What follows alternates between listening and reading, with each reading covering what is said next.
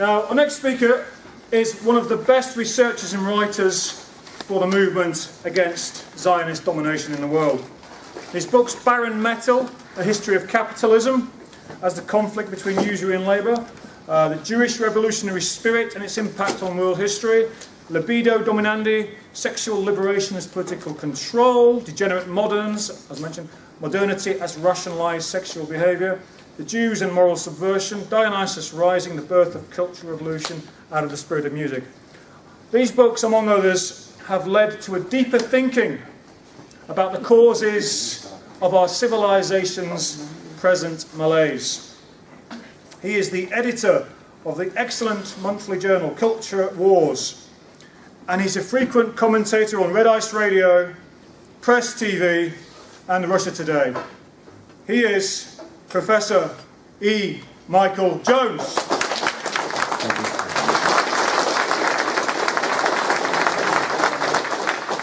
It's an honor to be here. I know I'm a foreigner here, but thank you for inviting me at this historical moment. Historical moment. What do I mean about this historical moment?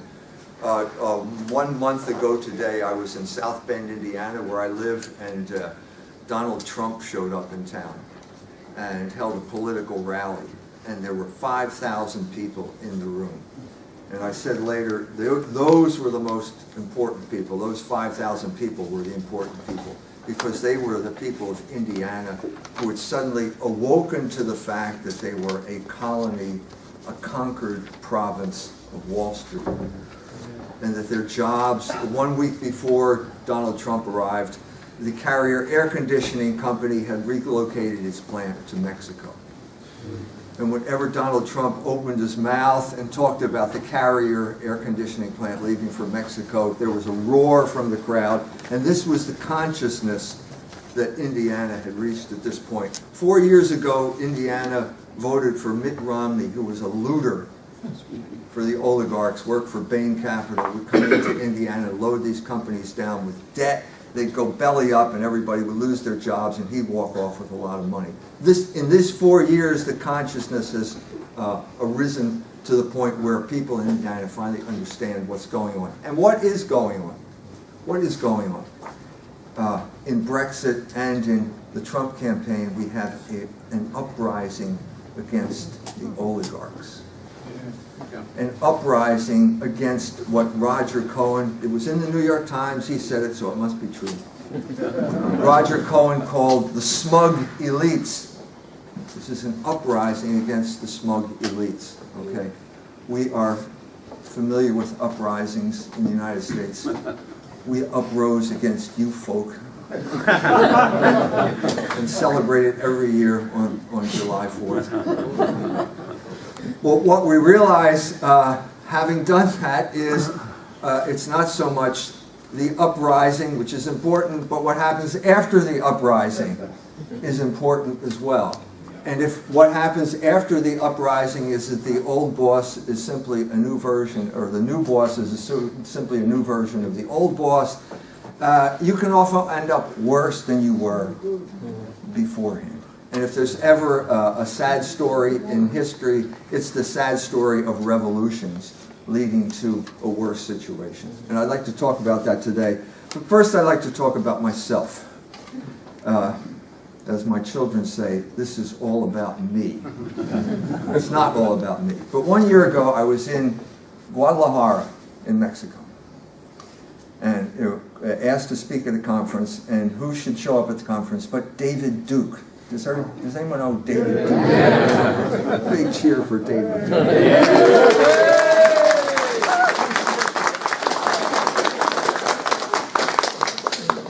So David said to me, I didn't know you were coming. And I said, I didn't know you were coming either. And I said, if I known you were coming, I probably wouldn't have come. But here I am. And here we are. And David Duke spent... I spent the week trying to convince David Duke to become Catholic. And David Duke spent the week trying to convince me that I was a white guy. And both of us failed. I said to David, I'm not white, I'm biracial. I'm Irish and German. I have, as a result, a genetic predisposition to multiple personality disorder. And I've had it all my life. And I'm always, I'm always being the victim of mistaken identity for some reason or other. I don't know why. I was at a conference in Washington a couple of years ago. And someone there you probably also might have known, Mr. Tyndall. Remember Mr. John Tyndall?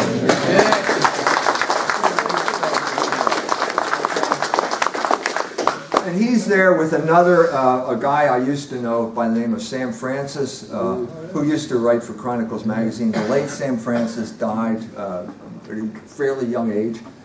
And Mr. Tyndall got up and gave us a talk. And the talk was about how we are supposed to be proud because we're white people. And so, okay, well, what are we supposed to be proud of? And then he came up with an explanation. Think of Elizabethan England. And I thought, Elizabethan England? And my friend was there, my friend Jerry Bruin, and I looked at him and he looked at me and I thought, Elizabethan England, I remember those days. That was the day when if you were a Catholic priest and they caught you saying the Mass, they would draw and quarter you, and then they'd boil your entrails in oil, and then they'd hang the rest up. And the birds would eat you. And needless to say, I thought, well, wait a minute, why should I be so enthusiastic about Elizabethan England? And Jerry Bruin had the same thing. So anyway, the talk is over, and he, being the type of person he is, he raised his hand, he asked a question, and he said, are the Irish white? And Mr. Tyndall got a disgusted look on his face. And he said, of course the Irish are white. My mother's Irish. Okay. All right. At this point, Sam Francis turned to him. And Sam Francis said, are Jews white? And Mr. Tyndall said, I don't know. Let me get back to you on that. That's what I'd like to talk about today. Now, I got in a lot of trouble talking about this before. There was Sam Francis up and died, as I said, and then there was a memorial for him, and for some reason, crazy reason, I was asked to speak at his memorial. I mean, I don't know why they did it, but they did it. And so I got up there and I gave this exact introduction because this was what I knew about Sam Francis, and everybody in the room got the look of horror on their face, a look of horror. And Taki was in the room. Remember Taki? Yeah. Oh, yeah. Taki, he was from here. He used to live here until he got busted for cocaine possession. Yeah. And then he moved to New York, I guess for whatever reason. Anyway, Taki's there. We're in this little room, and Taki's there. And I say this, and Taki turns to everyone. He says, we're all going to be arrested. Well, we weren't arrested, you know. And at that point, I decided I really need to explain what I'm talking about here. Why did I say that? And it was at this point I started talking about a book that I wrote. And the book that I was involved in at this time was The Jewish Revolutionary Spirit. Now, why did I get involved with this book? I mean, I'm a glutton for punishment. I know that. That's why I do this magazine. I got a guy call me up once, and he said, I finally figured you out. He said, you're a one-legged man in an ass-kicking contest. I said, I think you're right. I think that's exactly right. And if there were ever a manifestation of that, it was taking on this topic and writing the book, The Jewish Revolutionary Spirit. But I felt that I had to do it because of what happened in America. What happened in America at this time? Our country got taken over by a group of people that were known as neoconservatives. But everybody knew that they were Jews. Everybody knew that. You weren't allowed to say it, but everybody knew it. And suddenly, the country is being dragged into a war that nobody wanted. Because this minority of people decided that they needed this war to help support Israel. And so we got dragged into the war with Iraq. I was against it. A lot of people were against it. We got dragged into it anyway. Okay? And I thought, I got to do something about this. What is going on here? We need to identify the problem. Well, what is the problem? Well, I thought it was left and right. I thought if you were a conservative, then you opposed the left. They were communist. You know, a lot of the Jews were communists. Communists were Jews. But now the left and right didn't seem to apply. As a matter of fact, one of the fathers of neoconservatism, it turns out, was Irving Kristol, and he used to be a Trotskyite back in the 1930s when he went to City College of New York. Well, they're left. I mean, they're really left. And now he's really right. And we're still in the same mess. So what's the common denominator? And I realized, well, wait a minute. What do they have in common? It's Jews. The Jews were Bolsheviks, and now they're neoconservatives. They're always arguing for some type of war. They're always getting other people to fight for them. And so maybe that's the common denominator that we have to talk about. And so I decided, where did it begin? And I realized it began at the foot of the cross. At the foot of the cross. Because these people were known as Israelites then, and they were God's chosen people.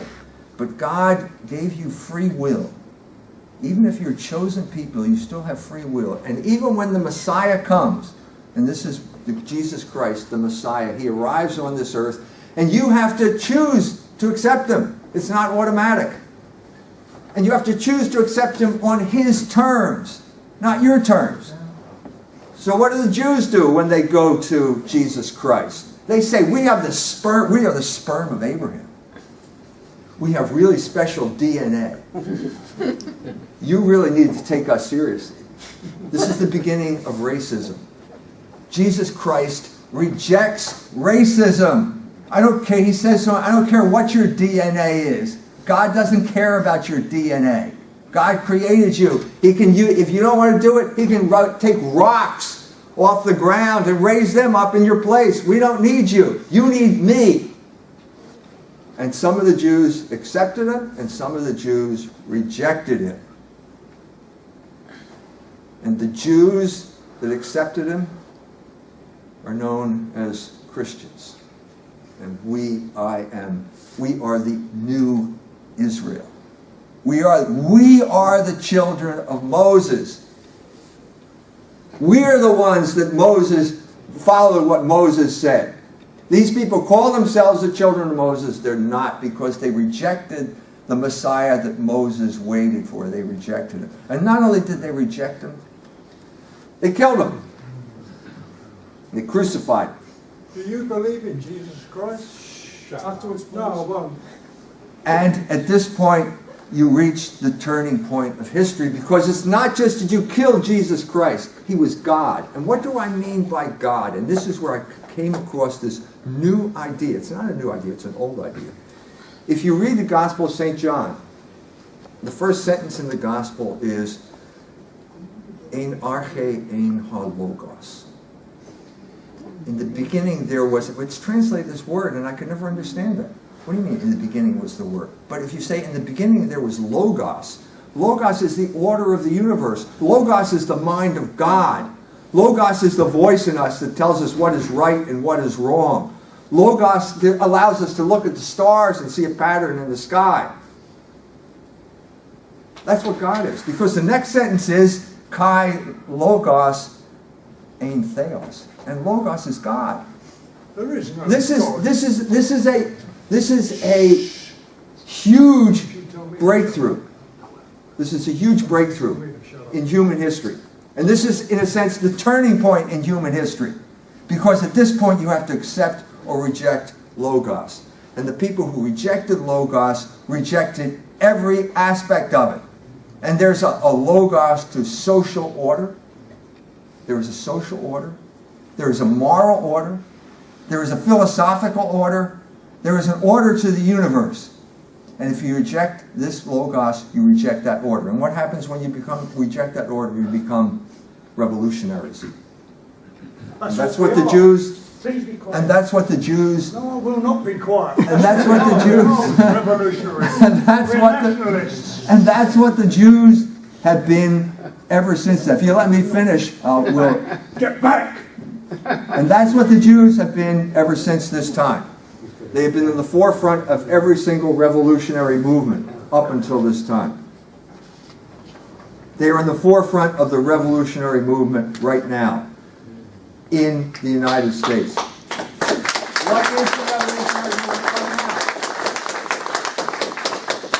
What is the revolutionary movement right now?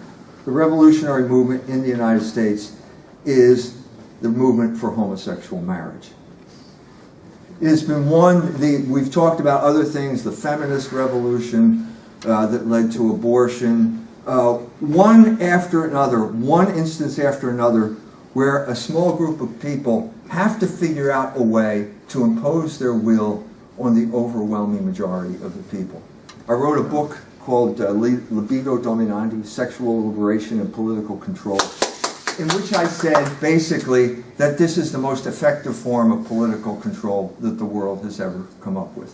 Because basically you get to, you lock yourself in prison every night, every time you engage in these activities. You become a slave to your own passions, a phrase that Shakespeare used in one of his plays. That led to, it began with the sexual liberation of the 1960s. It began before that in the United States with a battle during the 1930s over Hollywood. People don't like to talk about it, but it was a battle between Catholics and Jews over who was going to control the cultural settings of the United States. And the issue was obscenity. And the issue was smuggling nudity into films and obscenity and blasphemy and all these things. And the Catholics fought the Jews, and they beat the Jews at this time. And as a result, they imposed a code on Hollywood that kept Hollywood, the Hollywood Jews, under control for 31 years, from the middle of the 1930s up until 1965, when the Jews brought out a film called The Pawnbroker, which was basically a Holocaust film that was used to smuggle nudity into films. The Catholic Church has never won a battle since that time. Once they ran up the white flag on that cultural battle, they lost whatever cultural power they had, and there was a direct line of influence from the loss of that power in 1965 up to the Iraqi war and the situation we're in right today. Because once they had no check on them, there was no way the Catholic Church could stop them. It's that simple. That's where we are today. So today, what is the manifestation of the revolutionary spirit? As I said, it's homosexual marriage. I don't know whether you know this or whether it's been apparent to you over here, but we are in the middle of an attack on representative government right now in the United States of America. It began 1 year ago in Indiana. The legislature of the state of Indiana passed something called the Religious Freedom Restoration Act, which said basically if you're running a bakery and a homosexual comes and says, I want you to bake a cake for my gay wedding, you don't have to do it. You can turn it down. This outraged the oligarchs. The oligarchs then orchestrated a counter-campaign against what was going on in Indiana, and it was basically the oligarchs. It was a coalition of three groups of people. It was the CEOs, the capitalists, the heads of the big corporations. It was the homosexuals, who were their proxy warriors in this battle, and it was the Jews, who were the big promoters of homosexual marriage. And together they would come into the state of Indiana, and this is warfare in our day. The people, the legislatures didn't understand it. They thought, war was, the guys with blue uniforms firing cannons at guys with red uniforms. That's not the way warfare is waged in our day. They came in, the legislatures are shocked, they don't know what to do. They revoke their own law. This is a man from San Francisco. Nobody elected him.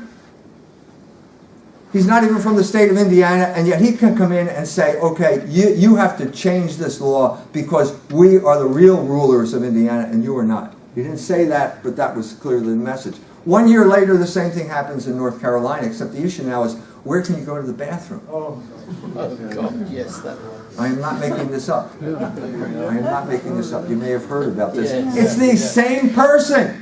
It's Mark Benioff of Salesforce, who now is in the state of North Carolina telling people, no, if someone in his mind thinks he's something and doesn't look that way, he can go into whatever. And the people are outraged, and the people pass a law, and now he's saying, no, you can't pass the law unless the oligarchs say it's okay. Well, that's going to cause a reaction, and it is causing a reaction. It's a worldwide reaction because the oligarchs have overstepped their bounds. And on top of that, the other thing is that we're starting to understand how their system works. Every time they call it freedom, what they're really talking about is a form of control. Because there is no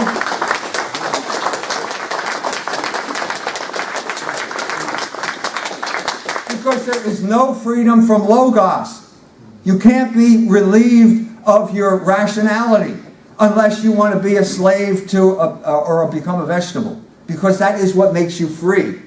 The fact that you can choose the good, you can see the good, you can see the truth, and you can choose it, and that's what makes you free. And anybody who comes along and says, no, you don't have to follow that law, you can follow your passions, is really trying to enslave you. That has happened over and over and over.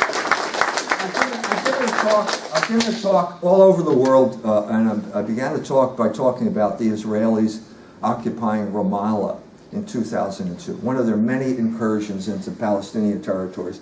This time, what do? They occupy the TV stations. What do they do after they occupy the TV stations? They broadcast pornography over the TV stations. Now, why did they broadcast pornography over the TV stations? If you go to a film like The People versus Larry Flint, which was made during the debate over the Communications Decency Act, Larry Flint will tell you that pornography means freedom. So that means then that the Israelis want to bring freedom to the Palestinians. Right? No. What it means is that nobody really understands pornography because pornography is a weapon. It's a weapon of psychological warfare. It deranges the mind, and the whole point of this was to derange the mind of these young Palestinians so that they couldn't resist the Israeli occupation. Well, that's a metaphor of what happened to the United States of America and to every country in Europe.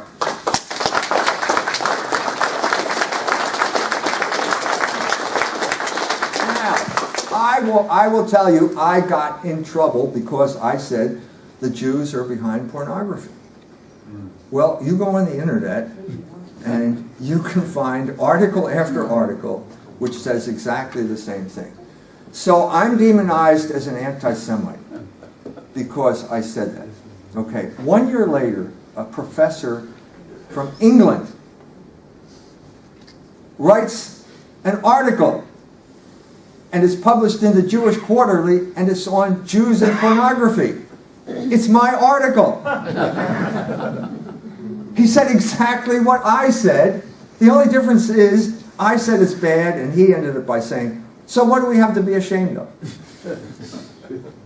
Now, we have reached a situation where we have an intolerable situation. An intolerable situation.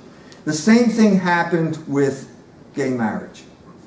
Okay? If I say that gay marriage, that the Jews are behind gay marriage, I am condemned as an anti-Semite. If you go to Tikkun magazine, which is a Jewish magazine, you can read an article by a lady by the name of Amy Dean, who is Jewish. And this is what she has to say. This is a direct quote. In a few short years, same-sex marriage went from being an untouchable political hot potato to a broadly accepted civil right in 18 states and the District of Columbia. Jews and their social justice organizations helped make that happen. In fact, this magazine was a prophetic voice of marriage equality, supporting same-sex unions in the early 1990s and helping to lay the groundwork for the current wave of victories. This is intolerable. You just said the same thing I said. Why am I a bad person because I'm saying the same thing? We have reached the point where you can't express any form of criticism of the oligarchs because the oligarchs are in this alliance with the Jews, and the Jews will destroy you if you say anything they don't like. So that means we have to define what anti-Semitism is, because they are never going to define it for us. The late Joe Sobran was at that conference. Someone actually came up to me. This is after Joe Sobran had been purged from National Review for being an anti-Semite. So he's there, and I'm there. I give the talk, and then we're just standing there. And somebody says, oh, two of you, Joe Sobran and Mike Jones, let's have a picture. So I'm standing there, I put my arm around Joe, and I said, Joe, this picture with me is going to ruin your career. And Joe looked at me and he said, mutually assured destruction.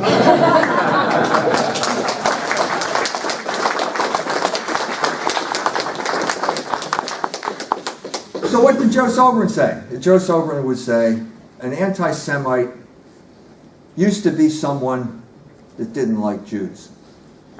Now it's someone that Jews don't like.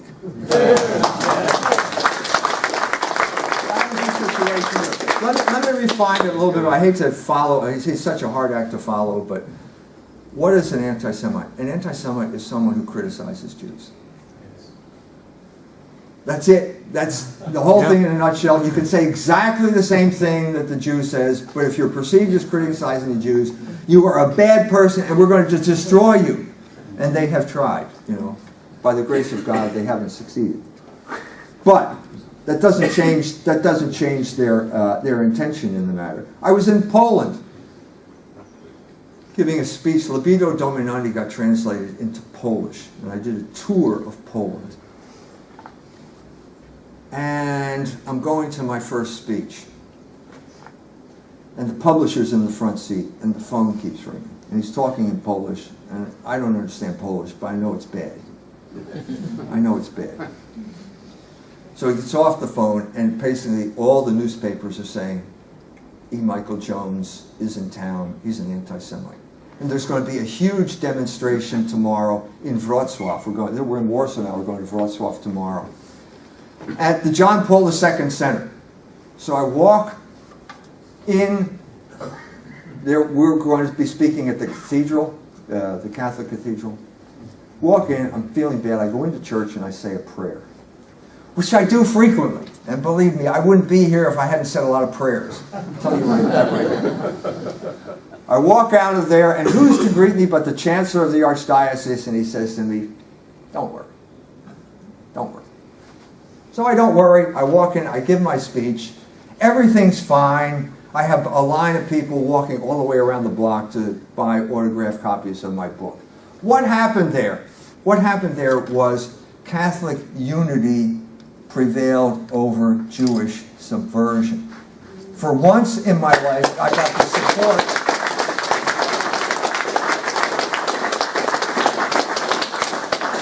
For once in my life, I got the support of someone in the Catholic Church. I don't want to bitch and moan, but you know, it's been difficult because what you have, what is a Catholic? A Catholic loves to internalize the commands of his oppressor. He loves to be considered a good person in the eyes of people who are his enemy, and as a result, he becomes completely ineffective.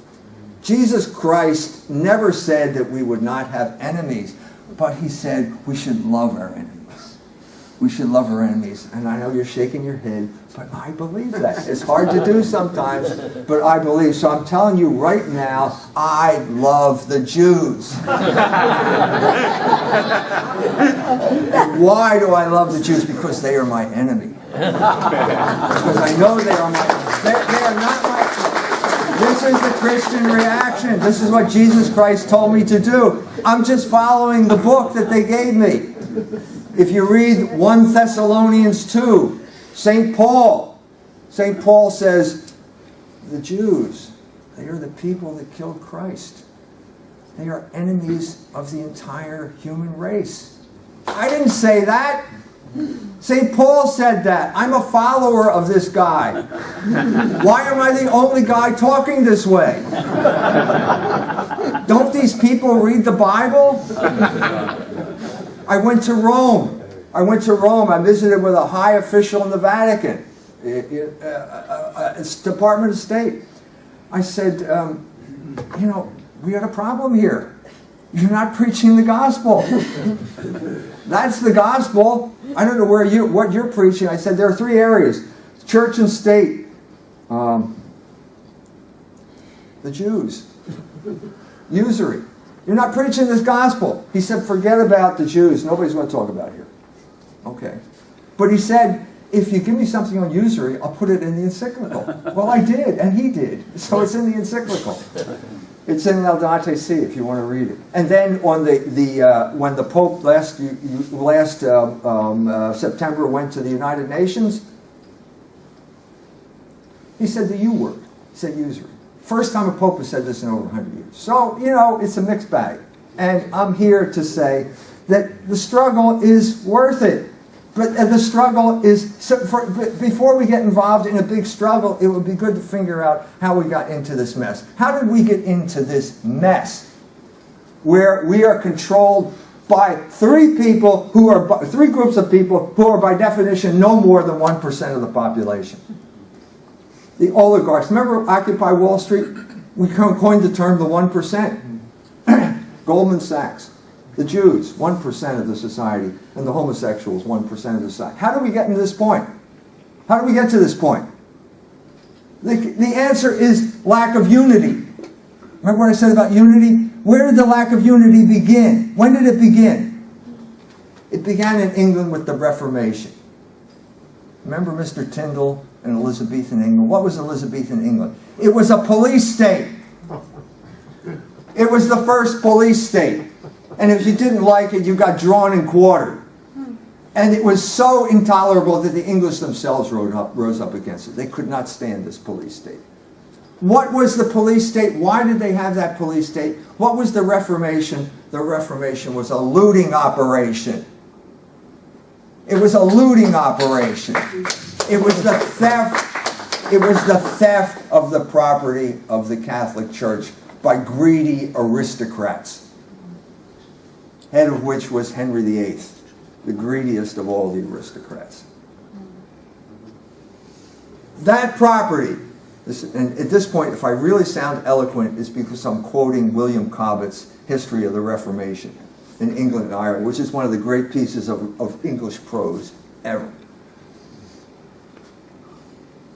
For 900 years, England had a society, a culture, an economy, where the wealth of the nation was put to productive use for the people of the nation. Cobbett said you could walk, before the Reformation, you could walk 6 miles in any direction, and you'd find a place that would take you in for the night. And if you were sick, they would nurse you back to health. And this was the social welfare network that made England a prosperous country.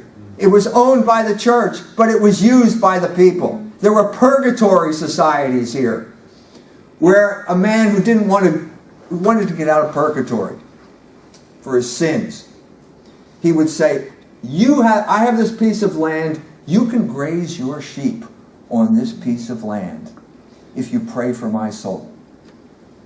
And they did, and the people prospered, and it was a country where wealth was widely distributed.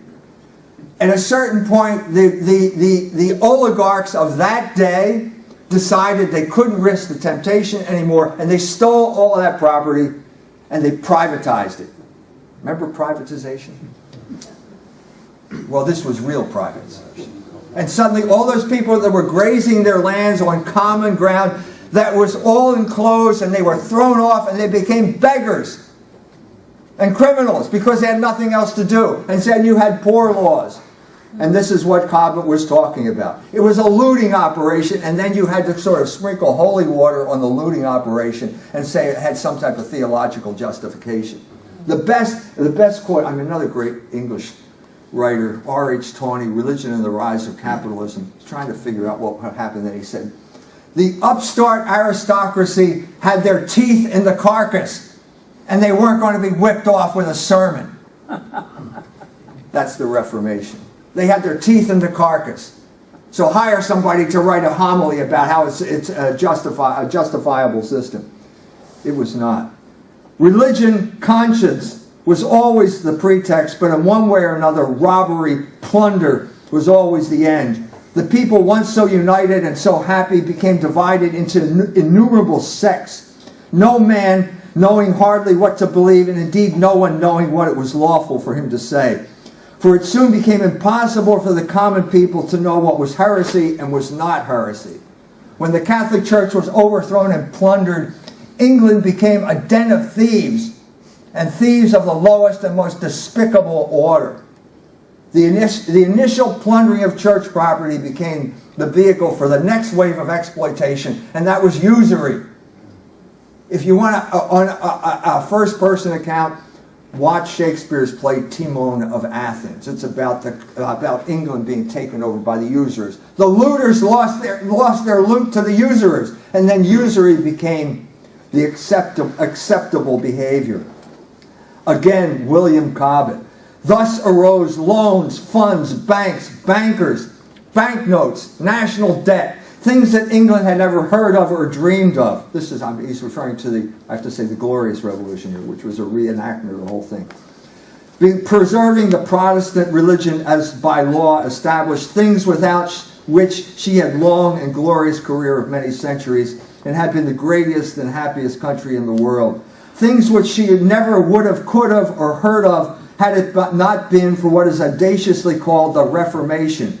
Seeing that to lend money at interest, this is to say for gain, that is to receive money for the use of money, seeing that to do this was contrary and still contrary to the principles of the Catholic Church and amongst Christian or professors of Christianity, such a thing was never heard of before that which is impudently called the Reformation.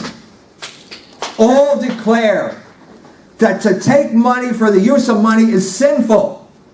Indeed, no such thing was ever attempted to be justified until the savage Henry VIII had cast off the supremacy of the Pope. Jews did it, but then Jews had no civil rights. They existed by mere sufferance. They could be shut up or banished or even sold at the king's pleasure. They were regarded as a sort of monster who professed to be the lineal descendants and to hold the opinions of those who had murdered the Son of God and the Savior of men. They were not permitted to practice their blasphemies openly. If they had synagogues, they were unseen by the people. The horrid wretches themselves were compelled to keep out of public view on Sundays and on saints' days. They were not allowed to pollute with their presence the streets or the roads of a Christian country on days set aside for public devotion. In degraded wretches like these, usury was tolerated just for the same cause that incest is tolerated among dogs. That's William Cobbett. That ain't me. I wish I had said that. The real purpose of the Glorious Revolution was usury. The Reformation led to the Glorious Revolution. The Glorious Revolution led to widespread use of usury, and the widespread use of usury led to the Jewish control of England. By the 1840s, the Jewish problem had become too big to ignore. This is the time when Disraeli wrote his novel Coningsby, if you remember that, where he says the country is not ruled by those you think it is ruled by. When Napoleon crossed the Rhine, the German princes panicked, knowing that Napoleon's first goal was the confiscation of their wealth. As a result, the Prince of Hesse-Kassel gave his gold to Meyer Amschel Rothschild, who then sent it out of the country to his son Nathan, who was living in London at the time. Having inside information about Napoleon's defeat at the Battle of Waterloo, Nathan made a fortune by using the Prince of Hesse-Kassel's gold to speculate on the British consul. You probably know the story. The battle's going on. Rothschild starts to sell. Okay, everybody turns and looks, what's Rothschild? So everybody rushes to sell, the price goes down, and then he comes in and makes a killing. And that is the foundation of Jewish wealth in England. As a result, he became the richest man in England. Over the course of the next century, the Rothschild family and other Jewish usurers used that wealth to enslave the English aristocracy with debt. Don't take my word, read Mr. Cannondine's book. The whole history of the 19th century, in a nutshell, is English aristocrats' extravagant expenditure, borrowing money, mortgaging their lands, and then losing their properties to the Jews who held the mortgage. The best example I can give is the Churchill family. You've all heard of Winston Churchill, right? I think so. Okay. This is an especially flamboyant example of what I'm talking about. The trajectory was the same. Moral depravity leading to extravagance. Extravagance leading to indebtedness. Indebtedness leading to control by Jewish moneylenders, and control by Jewish moneylenders leading to the loss of property and the eclipse of political power. That's what happened. Let's be straight. Let's be clear about what happened and who did what before we go charging off. One of those, Randolph, you can buy a book called Churchill and the Jews by a man named Martin Gilbert. And on the front page of that, front cover of that book, you will see a picture. And there's a picture of Randolph Churchill and Natty Rothschild sitting next to each other. And you can open the book and you will never find an explanation of that picture in that book, oddly enough. Because the story here is that Randolph Churchill died 80,000 pounds in debt, an enormous amount of money at that time, to Natty Rothschild. And Natty Rothschild, all the biographers say it was an act of magnanimity because Rothschild forgave the debt. No, he didn't do that. He got the son instead. The son was Winston Churchill, and Winston Churchill at that point became a pawn of Jewish power. Now again, don't take my word, take Canondine's word. One of the most influential Jewish moneylenders was Lord Randolph's old friend, Sir Ernest Cassel. This is what he has to say about him. He's not, this is what Canondine says. Ernest Cassel was widely disliked and distrusted as a cosmopolitan financier whose loyalty was neither to party or nation, but only to profits. Does that sound familiar? As a German, a Jew, a millionaire, and a friend of King Edward II, he seemed a classic example of the unscrupulous and unpatriotic plutocrat who was disfiguring public life, an irresponsible wire puller who had poor politicians in his pocket, and one of them was Winston Churchill because he paid off his debts. Churchill was such a profligate, a man who could not control his passions. He immediately got in debt again. The guy could not stay out of debt. Throughout the 1930s, this is Canondine again, Churchill's finances were in a truly parlous condition. Chartwell, the place he bought, continued to absorb money like a sponge. In 1931, his overdraft stood at 9,500 pounds. 7 years later, after the crash on Wall Street, he owed 18,000 pounds. At this point, guess what happens? Another Jew steps forward. This time, it's Sir Harry Strakosch. Canondine mentions him, and then he says, cast a dig at David Irving, saying, David Irving exposed in his book, but this doesn't mean that Churchill was controlled by the Jews. Well, yes, it does. That's exactly what it means. If there's ever a form of control, it is debt. If you can ever, this is the system we have now. This is the worldwide system that imposed by, I hate to admit it, but my country on the rest of the world. Of course, we got the idea from you. I don't feel all that bad about this. But what is the basic system of control in this world right now? It is sodomy and usury. First of all, we enter your country and we talk about how you need to respect sexual minorities, or you need to liberate your women, or you need to give free access of pornography to your media, that we will sexualize your entire culture, and you will become so besotted with your own passions that you won't realize that the usurers are now coming in. And now the usurers will get your country in debt, and you will be a total slave. So I agree with everyone here who says that the point of this system is creating slaves. That's what it is here to do. And that's what this is.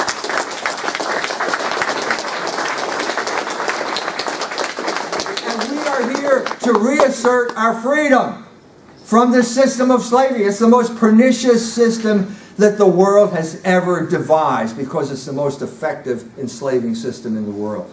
When I go to Iran, they refer to it as the Great Satan. And they're right. They're right. Because how does Satan control you? Does he put a gun to your head? No. He seduces you. And that's what the Great Satan does as well. So here we are. This leads us up to the end of the 19th century. And suddenly everybody realizes that the Jews are in control of Europe. And even the Catholic Church awakes to it. And there is a 3-part series in Civiltà Cattolica, which appears in 1890. And the gist of this is an official publication of the Vatican. It had the official approval of the Pope. And what is the conclusion they come to? It was basically an examination of the French Revolution. What is the consequence of the French Revolution? And I read this thing, and suddenly this sentence leapt off the page at me. Any country that turns away from the laws that are established by Christian kings to protect the Christian people will end up being ruled by Jews. That's France. What did they have? They had the French Revolution. That's England. The same thing happened in England. I just gave you the examples there. It's America. The same thing that happened in America. It happened in America more recently. You may have heard Mr. Trump talking about America first. This was a battle in the 1930s of the Americans who did not want to get involved in World War II.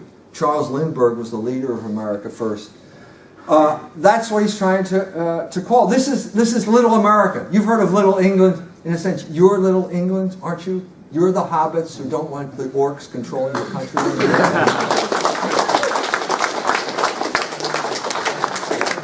Well, this is Little America. And Little America doesn't want to send their kids off to die for Israel in Iraq.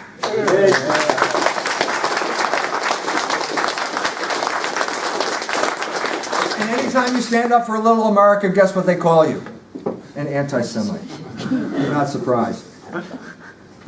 That's what happened, and all of Europe happened, and it happened to all of Europe. Everyone realized it, and at a certain point, even the Pope Benedict's uncle wrote a book. Georg Ratzinger wrote a book called Jüdisches Erwerbsleben, and he said, this rage is growing in Europe. He's writing this in 1890. The rage is growing. The people feel betrayed by their own leaders. Why do they feel betrayed by their own leaders? Because their leaders are all in debt to the Jews. Because if you get in debt to the Jew and then he doesn't like what you're doing, he won't roll over your loan. And you'll lose your farm.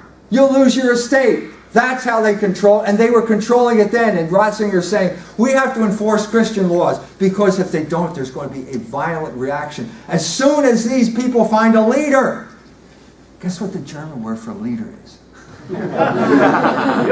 And he used the F word.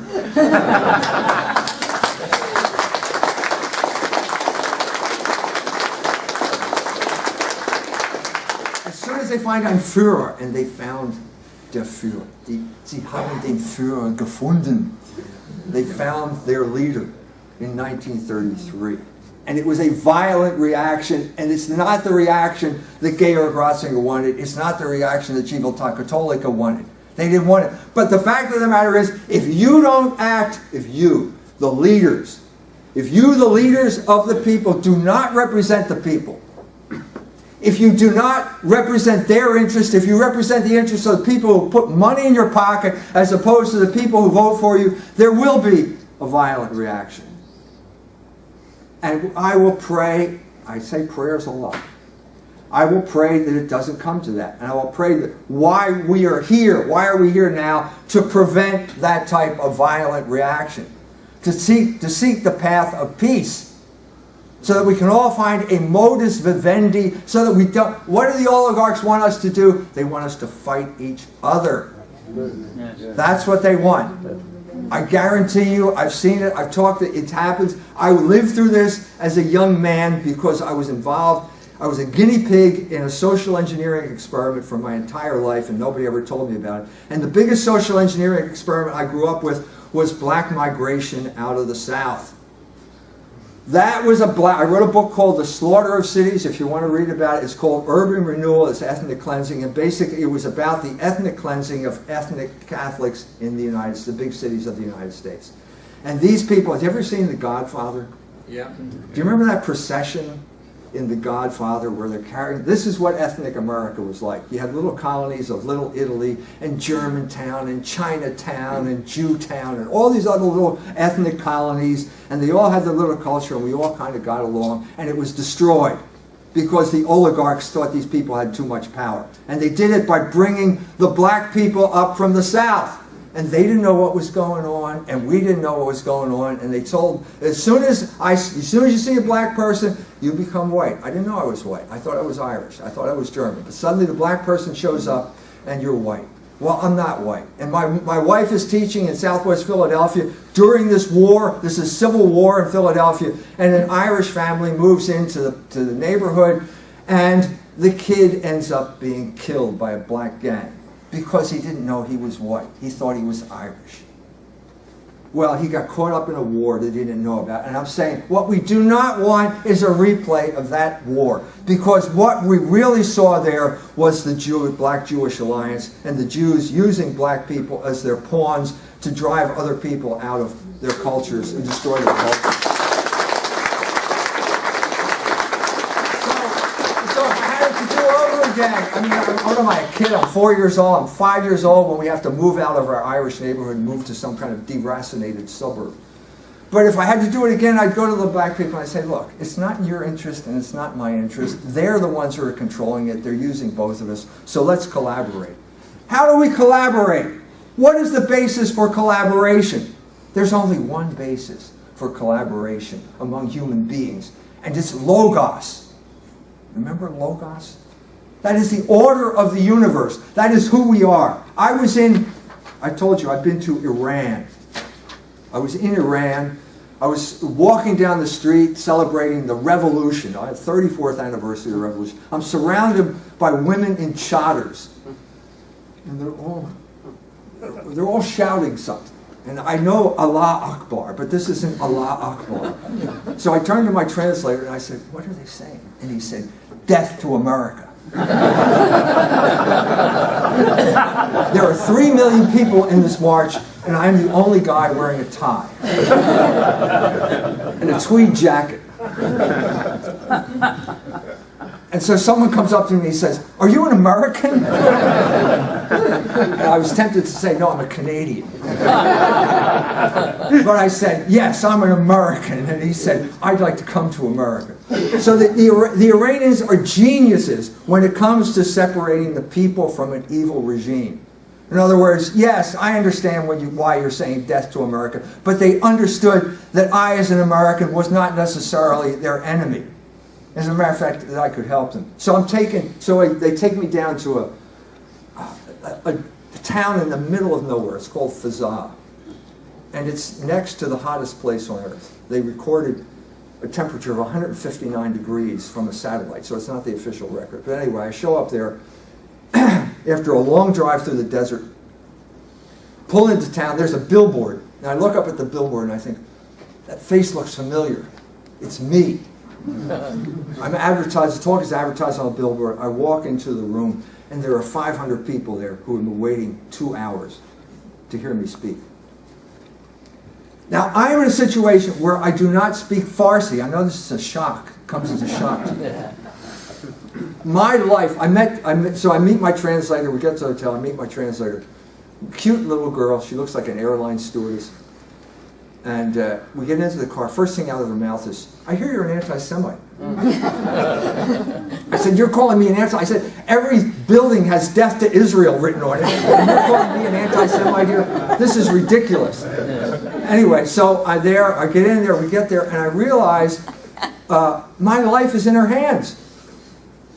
My life is in her hands. Because if she says something wrong, suppose she mistranslate what I said. There are 500 people. They were closer to me than you are right now. 500 very passionate people who feel that America is the great Satan and know that I'm an American. If they wanted to, they could have dragged me out and strung me up from a lamppost. But they didn't.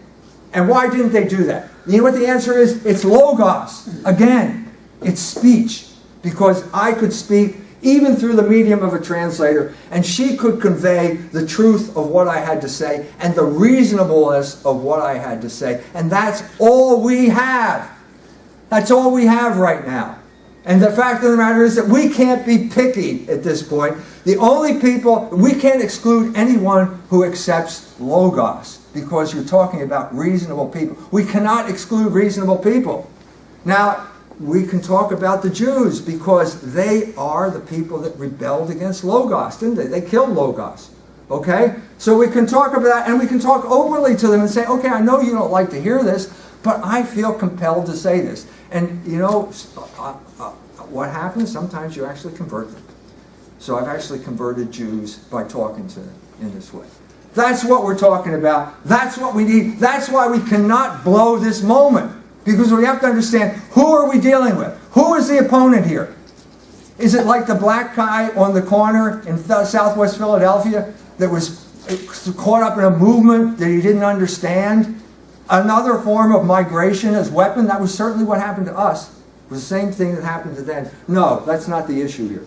What is the issue? The issue is the Jewish revolutionary spirit that promotes this migration to destroy the cultures of the people they don't like, which is pretty much everybody.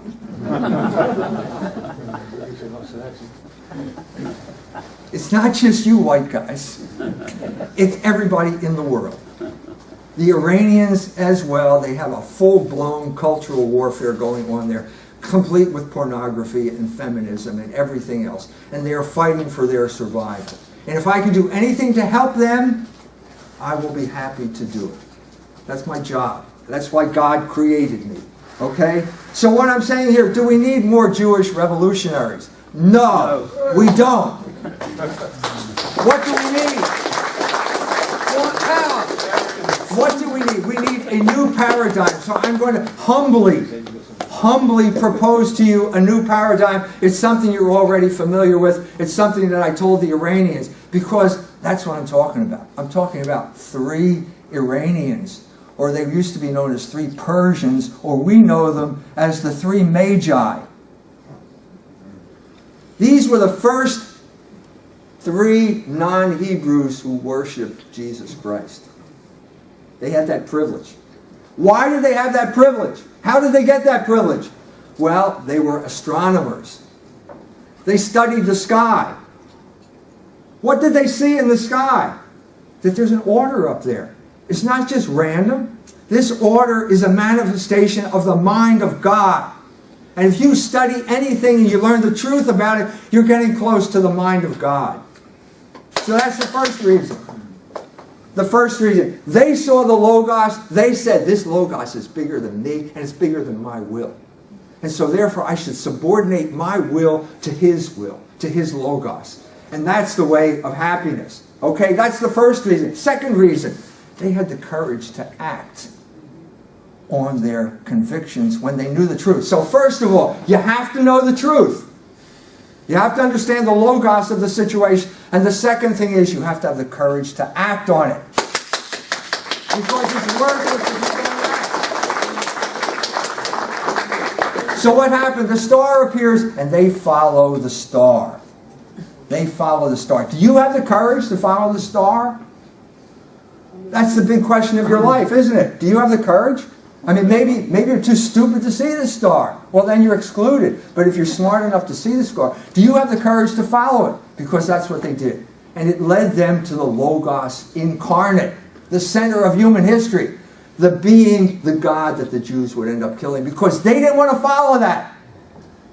They were proud of their DNA, and they're not going to follow anybody but their DNA. And what's the final thing that they did that makes an example for us? They went home by a different way. Do you remember that? Do you remember that part? Do you know why they went home by a different way? Because of Herod. In other words, the ruler understood these guys are intelligent people. I'll recruit them into my CIA. I will turn them into informants on the Logos. So Herod says, I'd like to worship your new king too. So come back and tell me. And they were smart enough to realize that this is a genocidal plot. It ended up being that way. It's called the slaughter of the innocents. They murdered all those people. And they said, we don't want to be part of your genocide. We don't want to be a part of your imperial schemes. And so they went home a different way. And that's what I'm saying we need to do. We need to go home by a different way. In other words, we got to get back to England by a different way. We got to get back to America by a different way. Okay? That's the task before us. Why is that the task before us? Because the West has failed. Do you know where that's from? Do you know who said that? No. Denethor said that. Who? In your book, The Lord of the Rings. Remember? You hobbits, don't you remember the Lord of the Rings? Do you remember the scene in The Lord of the Rings that I'm talking about here? Denethor is the representative of the West. He's a deputy. He's not the real king, but we're waiting for the return of the king. And he loses hope. There's a battle going on. We're fighting at the gates of Minas Tirith. Okay? The orcs are coming over the walls, and you are saying you lost hope, and he ends up throwing himself on the funeral pyre. So when I was in Poland, I ended my speech and I said, the West has failed. And of course, they didn't like to hear that. Because they had just signed on with the West, remember? Communism. And I said, but if you remember that, that was not the end of the story, was it? And I said, no, it wasn't the end. The riders of Rohim showed up. And who were the riders of Rohim? They were obviously the Polish cavalry. Well, everybody cheered at that point. So unfortunately, you're hobbits and you're not the riders of Rohim. But anyway, the story is the same. Why did the West fail? Because we turned away from the laws of Christian kings. And when we turned away from those laws, we ended up being ruled by Jews. That's the situation we're in right now. There's only one alternative, and that is the Magi, which means we have to return to the Logos that inspired them. The Logos that made England a prosperous country for 900 years before the looters took it over. That's the situation we're in right now. Why are we followers? Why are we followers of Logos? What does that mean? Who is the enemy? The enemy is anyone who feels that will is superior to Logos. That will is superior to Logos. That means the Takfiri, ISIS, the liver eaters, the head chopper offers in Syria right now. But it also means the Nietzscheans among us, Michel Foucault. All these people who say that somehow you can assert your will and that will make it right. No, that's not the issue. We believe in subordinating our will to the Logos. We believe in following the star which symbolizes the Logos, which is God. With the Magi as our role model in mind, we ask for the courage to follow that star wherever it leads us. Thank you. Say, orcs are coming and our rage is growing. So let's kick ass. And let's thank a two-legged man who is winning the ass-kicking contest, Michael Jones.